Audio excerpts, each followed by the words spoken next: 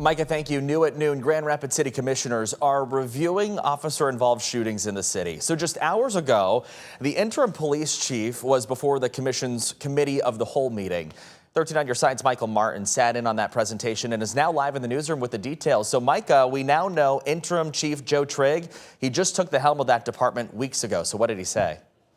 He had a lot to say, Tanner, and we'll get to him, but Mayor David LaGrand summed up what he had to say in regards to these officer-involved shootings. He said it's been an ongoing conversation between the public, commissioners, and law enforcement, and he feels like it's important to take a holistic look at what he says is truly happening to make sure that people are having constructive conversations that don't rely on inaccurate narratives. Per a request from city manager, they looked at 10 shootings over the last 2 years, not including the 2 most recent incidents because they are in active litigation, so still being looked at in the court process.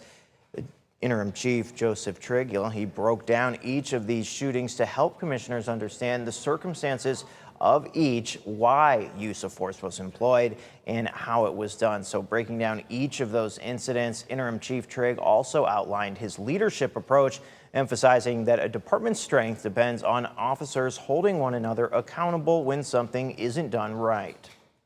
Whenever those incidents occur, we want to be transparent and hold people accountable when needed, but what we don't want to do is villainize every officer or every city employee for that matter.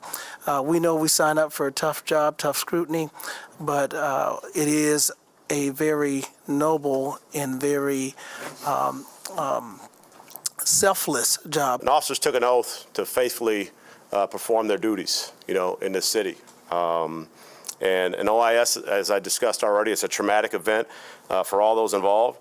And an officer doesn't look to have a deadly force encounter because, like I said, life is never the same afterwards, regardless of the circumstance. Interim Chief Trigg officially stepped into the top leadership role at GRPD on March 2nd. I reached out to a spokesperson for the city of Grand Rapids today. He tells me that they don't have any sort of timeline, at least at this point, on looking for a new permanent police chief. In the newsroom, Michael Martin, 13 on your side.